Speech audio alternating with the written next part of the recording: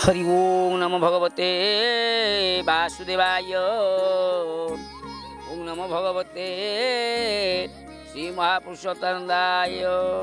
अच्युतं केशवं कृष्ण दामोदरम, अच्युतं केशवं कृष्ण दामोदरम, राम नारायणं जानकी वल्लभं, राम नारायणं जानकी वल्लभं।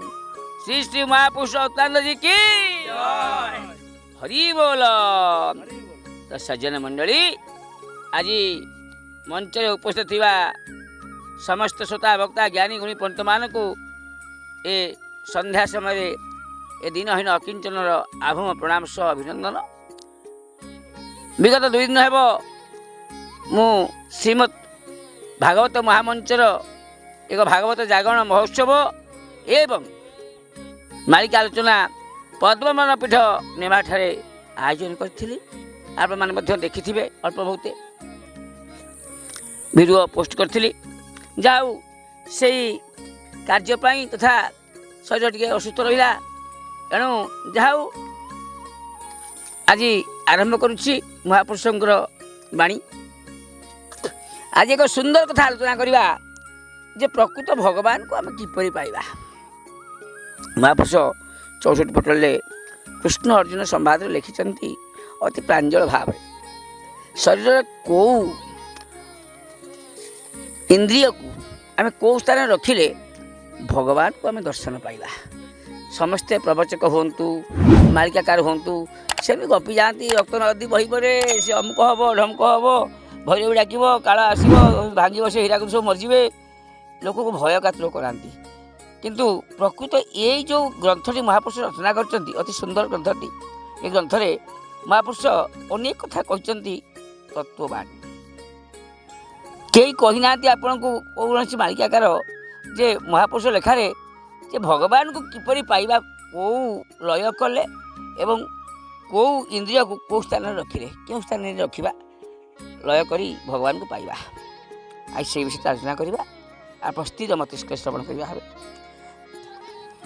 श्रीहरि बइले प्रार्थ सुन मन देई, परम जोगर तत्व बहुअछि मुहि, सबु जोग साधिबारे मन एका मूल, किछि कार्य नुहे हेले मन टलमल। मन को यदि आम स्थिर करवा, प्रभु कहले मन को यदि तुम स्थिर न कर मन यदि टलमट हम धरतु मु गोटे आप 4 वर्ष हम श्रीमद भागवत महामंच खोली ताकू आईजीआर राज्य स्तरीय रजिस्ट्रेशन करई आगो को आगू प्रति जिले में 12टी जिले में भागवत पुस्तक कि व्यासन उत्तरीय ताकू बिना मूल्य बंटन करी बड़ बड़ मंच करी जिला स्तरीय ये कार्य कि लोक मो विध्याचन कर बढ़ीगला भी ये बढ़ीगला ता ना हो काले हे तपना भल नुह।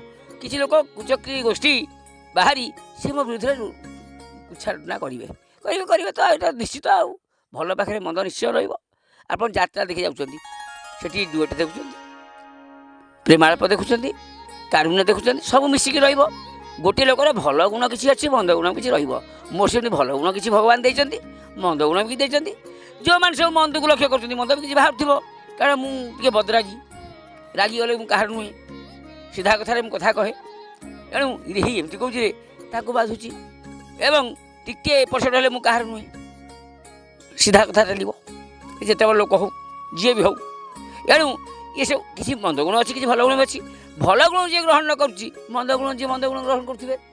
एणु तो सज्जन मंडली सुंदर कथा मंद गुण को ग्रहण करने लोक प्राय लोक अच्छा कि भल गुण को किंचित लोक ग्रहण करती मंद गुण फोपाड़ दिखती। खतगदा से पद्म फुटिले पद्मटा को आम तुल ना खतगदा मंद गुण प्रत्येक लोक अच्छे मोर भी रही पारे जे मुझे निर्विकार ये कथा मुझे कहीपरि ना। सेमती मन जी ये जहाँ कहूँ मुझे मन स्थिर रखी टलमट रही आज नेमाल एत बड़ मंच करते लोक मानपत्र सम्मानित कर नेमाल गादीर जे कि महंत सह पूजारी आसी मते उत्तरीय मो मंच बसवा समय कह समय उत्तरीय कि पुष्पमाला दे मत संबोधित कर ना सबू साथी संबोधित कर ଏଣୁ ଯଦି ମନ ସ୍ଥିର ନ ରହିବ ହେ ମୋତେ ଏମିତି କହିଲେ ମୋ ବିରୁଦ୍ଧରେ କିଛି କହିଲେ ତ ମୋ ନାଁ ବଢ଼ିବ ନା। ମୋ ବିରୁଦ୍ଧରେ କିଛି କହିଲେ ବିରୁଦ୍ଧ କଥାଟା ବେଶୀ ପଳେଇଯାଏ, କୁଛାଟଣା ବେଶୀ ବାଟ ଚାଲିଯାଏ। କିଏ ନା ତପନ ନାଁ ତ ହେଇଯାଉଛି ନା, ଏକା କଥା। କିନ୍ତୁ କିଛି ମନ୍ଦ ରହିବ, କିଛି ଭଲ ରହିବ। ଆମେ ଭଲଟାକୁ ଭଲ ଭାବିବା, ମନ୍ଦଟାକୁ କହିବା ହେ ହେ। ଯେମିତି ଧୂପକାଠି ଲଗେଇଦେଲେ, ଚାନ୍ସେଲର ବତି ଲଗେଇଦେଲେ, ସେ ବାସ୍ନା ହେଉଛି କି ସୁନ୍ଦର ବାସ୍ନାରେ। ଯେତେବେଳେ ବିଷ୍ଠା ଗନ୍ଧ ହେଉଛି କେଉଁଠି କି ଗନ୍ଧରେ, କିଡ଼ା ମଢ଼ା ପଡ଼ି ଗନ୍ଧ ହେଉଛି, ଗୋରୁ ଗାଈ କିଏ ମରିଛନ୍ତି, ରାସ୍ତାରେ ଆମେ ଯାଉଛେ କୁକୁର ମରିଛି କି ଗନ୍ଧରେ। ଆଜ୍ଞା ସେ ମଣିଷ ନୁହନ୍ତି। ଗନ୍ଧ ଆମର, ଭଲ ବି ଆମର, ନିନ୍ଦା ଆମର, ପ୍ରଶଂସା ଆମର। ସେ ଲୋକ ହିଁ ଆଗକୁ ଆଗେଇ ଚାଲିବ। ମୁଁ ତ ଦବି ଯାଆନ୍ତିନି ନା, ଆମେ ଏମିତି କେତେ ଲୋକ କହୁଛନ୍ତି ଏ ଭଲ ନୁହଁ, ତପନ ବାବା ଖରାପ ଲୋକଟା, ମୁଁ ଖରାପ ଲୋକ। ସିଏ କେମିତି ମୋର ସାର୍ଟିଫିକେଟ୍ ଦେବେ ଭଲ ମନ୍ଦ? ସିଏ କେମିତି ଜାଣିଲେ? କଥାରେ କହିଲେ ଭଲ ମନ୍ଦ ହେଇଯିବ। ହାତୀ ଖାଇବା ଦାନ୍ତ ଅଲଗା, ଦେଖେଇବା ଦାନ୍ତ ଅଲଗା। ଏଇଥିରୁ ଜ୍ଞାନୀମାନେ ବୁଝିବେ, ଅଜ୍ଞାନୀମାନେ ଜାଣିପାରିବେନି, କ'ଣ ଏ କହୁଛି ଆଉ। ଏଣୁ ସେଇ କଥା ମହାପୁରୁଷ କହିଲେ ଯେ ମନ ଟଳମଟଳ ହେବ, କିଛି କାର୍ଯ୍ୟ ହେବନି। ମନକୁ ସ୍ଥିର କରିଣ ଅଲେଖ ପୁରୁଷ, ନୟନ ଆଗେ ଦର୍ଶନ କର ପଣ୍ଡୁ ଶିଷ୍ୟ। ବେଶୀ ଦୂରକୁ ଯିବାକୁ ନହେବ ତୋହର, ପାଖରେ ଅଛି ପାରିଲେ ଦର୍ଶନ କର।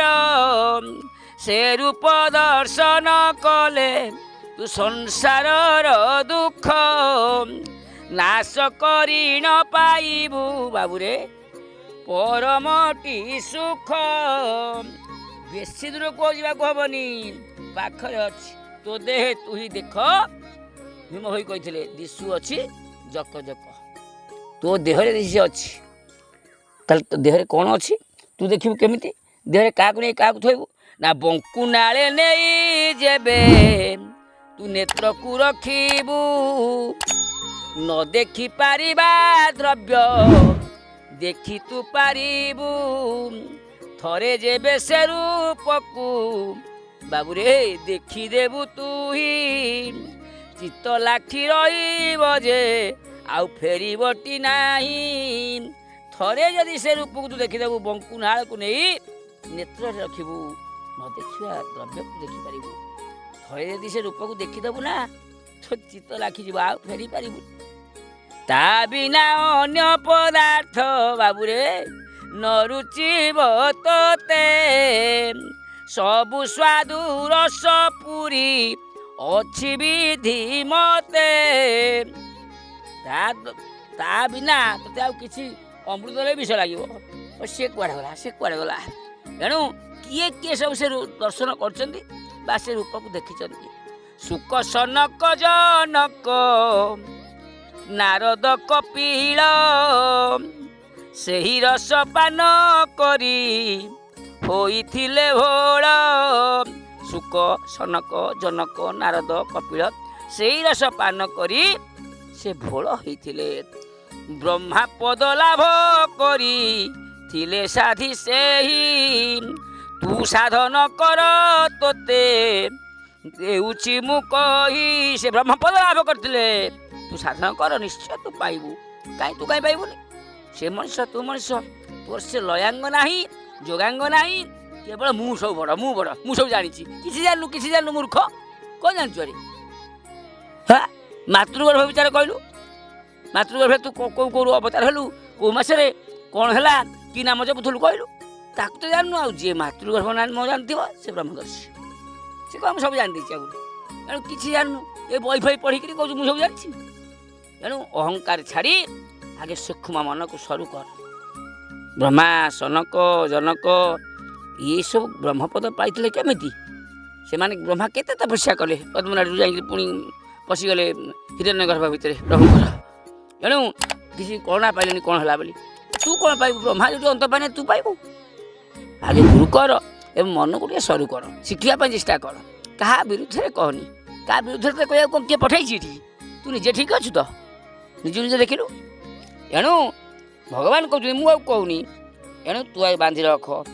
ଯେବେ କାର୍ଯ୍ୟ ଯେତେବେଳେ ଯାହା କରିବାକୁ ଚାହୁଁଛୁ ପାଇପାରିବୁ। ତେଣୁ ଯେଉଁ କାର୍ଯ୍ୟ ଯେତେବେଳେ କରିବାକୁ ଚାହୁଁଛୁ ସେ ଅପ୍ରତ୍ୟୟ ଭାଙ୍ଗି ଦିଏ ଉଗାଳିଏ ବାଟକୁ। ଅପ୍ରତ୍ୟୟ ଗୋଟା ଅଛି ଶରୀର ଭିତରେ, ଯେଉଁ କାର୍ଯ୍ୟ କରାଯିବ ହେ ସେ ହେବନି, ଭାଙ୍ଗି ଦିଏ ସେ। ଏଣୁ କରି କହୁଅଛି ମନେ ଅପ୍ରତ୍ୟୟ ନ ଧର, ମୋର ଉପଦେଶ ମାନି କାର୍ଯ୍ୟ ତୁ ହିଁ କର। ଅପ୍ରୀତି କରିଣ ଯେଉଁ ଗ୍ରାମରେ ରହି, ସେହି ଗ୍ରାମ ଗୋଟି ଅଳ୍ପ ଦିନେ ଭାଙ୍ଗି ଯାଇ। କିଏ ଅପ୍ରୀତି କରୁ? ତୁ ପ୍ରୀତି କରୁଛୁ କି? ତୁ ତ କହୁଛୁ ହେ ଅମକ ଭଲ ନୁହଁ ଅମକ ଭଲ ନୁହଁ, ଆଉ ତୁ ତ ତା ବିରୁଦ୍ଧରେ କହୁଛୁ, ଆଉ ତୁ କ'ଣ ଭଲ ହେଲୁ? ଏଣୁ ଯିଏ ଅପ୍ରୀତି କରିକିରି ଗାଁରେ ରହେ କି ଗୋଟେ ଅନୁଷ୍ଠାନ ରହେ, ସେ ଅଳ୍ପ ଦିନେ ଭାଙ୍ଗିଯାଏ, ସେ ସେଥିପାଇଁ ପଳେଇଯାଏ, ରହିପାରେ ନା। ଧରନ୍ତୁ ଗୋଟେ ଅନୁଷ୍ଠାନ ହେଇଛି ଶ୍ରୀମଦ ଭାଗବତ ମହାମଞ୍ଚ ଓଡ଼ିଶା, କିମ୍ବା ଆପଣଙ୍କର ଏବେ କରାଯାଇଛି ନୂତନ ଭାବରେ ଅଚ୍ୟୁତାନନ୍ଦ ମାଳିକା ମଞ୍ଚ ଓଡ଼ିଶା। ଏ ମଞ୍ଚ ଯଦି ଅପ୍ରୀତିକର ଲୋକ ରହିବେ, ଏ ମଞ୍ଚ ରହିବ କି? ଭାଙ୍ଗିଯିବ, ଖେଳେଇବ କେବେ ଆ କଥା ଫୋନ୍ କର, ତା କଥା ଫୋନ୍ କର, ସିଏ ଭଲ ନୁହଁ, ଏ ଭଲ ନୁହଁ, ଖୁଜିଲି ଗପ। ଏଣୁ ସେମାନେ ରହିପାରିବେନି, କାରଣ ପବିତ୍ର ଅନୁଷ୍ଠାନରେ ଏମିତିଆ ବିଧର୍ମୀ ଲୋକ ରହିପାରନ୍ତି ନାହିଁ। ଏ ଛାଁ ଖୁଡ଼ୁକୁରୁ ହେବେ, ଡଣ୍ଡିକିରି ଭଳିଆ ପଳେଇବେ, ଆଉ ଯିଏ ଯେଉଁ ସ୍ଥାନରେ ସେ ଠିକ୍ ଥିବେ। ଏଣୁ ନାସା ପବନ ଜାଣି ଧରିବି ରବର, ଆଉ କ'ଣ କରିବ ନା ଡୋଳାକୁ ପାତାଳ ପୁରେ ମଜା ଓ ସତର। ଦଶମ ଦୁଆର ଠଣା ଯେବେ ତୁ କରିବୁ, ଚିତାକୁ ଚାହିଁଲେ ମୋର ସ୍ୱରୂପ ଦେଖିବୁ। ଯେଉଁ 10 ଦୁଆର ଅଛି, ସେ 10 ଦୁଆର ଠଣାକୁ ଯେବେ ତୁ ଠିକ୍ କରିବୁ, ଡୋଳାକୁ ପାତାଳ ପୁରେ ମଜେଇବୁ। ଏଣୁ ଚିତାକୁ ଚାହିଁଲେ ମୋ ସ୍ୱରୂପ ଦେଖିବୁ। ଚିତା ଅର୍ଥ ଯେଉଁଠି ଆମର ହରିଲଲାଟ ଚକ୍ର, ଚାହିଁଲେ ମୋ ରୂପ ସେଇଠି ଦେଖିବୁ। ଜନ୍ମ ମରଣ ଯେ ଅଛି କାଟି ପକାଇବୁ, ଆଉ ଏହି ଦେହ ଘେନି ଯୁଗେ ଯୁଗେ ରହିଥିବୁ। ଇଚ୍ଛା କଲେ ପୃଥ୍ୱୀ ସଙ୍ଗେ ତୋ ଇଚ୍ଛା ଚାଲିବ ପୃଥିବୀ, ଯିବୁ ପୃଥ୍ୱୀ ହୋଇ ଜଳ ସଙ୍ଗରେ ମିଶିବୁ, ତୁ ଜଳ ରୂପ ହୋଇ। ଯାହା ଚାହିଁବୁ ତାହା ହେଇଯିବ। ତେଜ ଅଙ୍ଗରେ ପଶିଣ ତେଜ ତୁ ହୋଇବୁ, ବାୟୁ ରୂପେ ସକଳ ଜୀବରେ ବିହରିବୁ। ଆକାଶ ସଙ୍ଗତେ ମିଶି ତୁ ହୋଇବୁ ଆକାଶ, ପରମ ଯୋଗ ସାଧି ତୁ ପାରିଲେ ଅବଶ୍ୟ।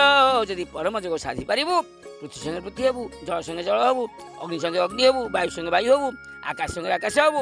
ଏଣୁ ମୃତ୍ୟୁ ଶବ ଦେହେ ତୁ ଯେ ପ୍ରବେଶ କରିବୁ, ପୂର୍ବ ପରି ତାକୁ ଚଲା ବୁଲା କରାଇବୁ। ଗୋଟେ ଶବ ଯଦି ପରିପଡ଼ିଥିବ, ତୁ ଶୋଇପଡ଼ି ଦେଖିବ ଶବ ଯିବ, ତାକୁ ତା ପଶି ତାକୁ ଯାଇ ଦେବୁ ଏବଂ ଚଲାବୁଲା କରିପାରିବୁ। କେତେ ସୁନ୍ଦର ସାଧନା! ସେହି ସାଧନା ବଳରେ ବନ୍ଦୀ ହେବ ହଂସ, ସେ ହଂସକୁ ଯେ ଚିହ୍ନିବ ତାର ନାହିଁ ନାଶ। ସେ ହଂସକୁ ଯିଏ ଚିହ୍ନିବ, ସେଇ ହଂସକୁ ଯଦି ଧରିପାରିଲୁ ବା ବାନ୍ଧି ପାରିବୁ, ତାହେଲେ ତାର ନାଶ ନାହିଁ। ସେଇ ଅଙ୍ଗେ ମୋତେ ତୁହି ପାଇବୁ ରେ ବାବୁ, ଏଇ ଅଙ୍ଗ ନୁହେଁ ଏକା ଭଲ କରିଦେବୁ। ସୁଅଙ୍ଗ ଭଜିଲେ ଅଙ୍ଗ ପ୍ରାପ୍ତ ହେବୁ ବୀର, ଏ ଅଙ୍ଗକୁ ଦୃଢ଼ ବୋଲି ବିଚାର ନ କର। ଏ ଅଙ୍ଗ ନୁହଁ, ଇଏ ହେଉଛି ଚର୍ମ ମାଂସ ଅଙ୍ଗ। ସେ ଅଙ୍ଗକୁ ଯଦି ପାଇବୁ, ତାହେଲେ ତୁ ବଞ୍ଚିକି ରହିବୁ। ଏତେ ସୁନ୍ଦର କଥା କହିଲେ ଆଜ୍ଞା, ହଂସ କଥା। ହଂସ ଖେଳୁଛି ରେ କଳ୍ପ ବଟରେ ରହି, ହଂସ ଉଡ଼ିଗଲେ ପିଣ୍ଡ ବୁଡ଼ିଯିବ, ଡାକିଲେ ଶୁଣିବ ନାହିଁ। ହଂସ ଖେଳୁଛି ରେ କଳ୍ପ ବଟରେ ରହି। ହଂସ କାହିଁ ଉଡ଼ିବ? ସେ ହଂସ ଗୋଡ଼ରେ ଯଦି ବାଣି ବାନ୍ଧିଦେବା, ତାହେଲେ ହଂସ ଆଉ ଉଡ଼ିବନି। ତୁ ସବୁ ଦେଖିପାରିବୁ। ସୁନ୍ଦର କଥା ଆଜି ମହାପୁରୁଷ କେତେ ସୁନ୍ଦର ବିଷୟ ଆଲୋଚନା କରିଛନ୍ତି ଆଜ୍ଞା। ଆକୁ ବୁଝିବାକୁ ଗଲେ ତ ବହୁତ ସମୟ ଲାଗିବ। ମୁଁ ସର୍ଟରେ କହିଦେବା, ମାନେ ଚୁମ୍ବକରେ କହିଦେଲି, ସମୟ ଅଭାବ। ଏ 14 ମିନିଟ୍ ହେଇଗଲାଣି, ଆସି 14 ମିନିଟ୍ 39 ସେକେଣ୍ଡ 40 ସେକେଣ୍ଡ ହେଇଗଲାଣି। ଏବେ ତ ସମୟ ହେଲାଣି, ପୁଣି ଅନ୍ୟ କ୍ଲିପ୍ ଦେଖିବା। हरि ओम सर्वे भवन्तु सुखिनः सर्वे सन्तु निरामयाः सर्वे भद्राणि पश्यन्तु मां कश्चित् दुःखं वा भवेत् शान्तिः शान्तिः शान्तिः। जय जय जगन्नाथ, जय जय जगन्नाथ। हरि ओम तत्सत्, हरि ओम तत्सत्। महापुरुष स्वामी जी की जय।